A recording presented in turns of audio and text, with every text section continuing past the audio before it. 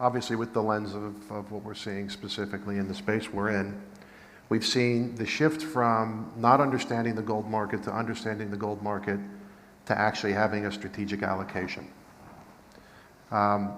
Gold is one of the most liquid assets you can trade worldwide, and actually when you get times like we've been seeing over the last 6 months, it's going to be used as a source of liquidity, especially when you're rebalancing. But the clients aren't selling out of their overall positions in gold. And actually one of the little things that I keep an eye on, I just watched the flows for gold ETFs in the US, Europe, and Asia, and it does a really decent job of giving you an understanding of exactly where the appetite for gold is, because it is a global asset, and it's driven by both consumers and institutional buying. And if you watch the ETF space, you'll see that the US is more or less flat. It's a flight to dollar quality. Europe is still strong in terms of having positive flows, and there's actually a strong performing gold market in European currencies, for example, and also a lot slower, a lot unclearer messaging around what's happening with fiscal policy. And what you'll see in Asia is again, a sell-off in terms of ETFs for gold.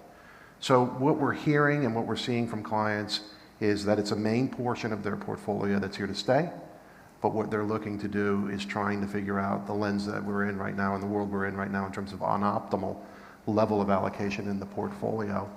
And where they're watching for the opportunity next is when you start to see the consumer demand in places like India and China, which have been hindered by the pandemic, to come back online. Because this is traditionally when you see the buying in those parts of the world, when the price is cheap.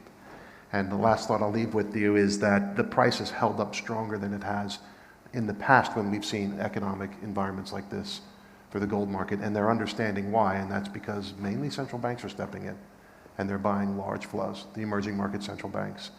So overall, they are prioritizing returns, liquidity, and after that, they start thinking about rates and inflation. And that's on a recent survey we've done with, I think it was a global 1,500 clients on a global basis on the institutional side, and consistent across the world. Returns, liquidity, and then rates.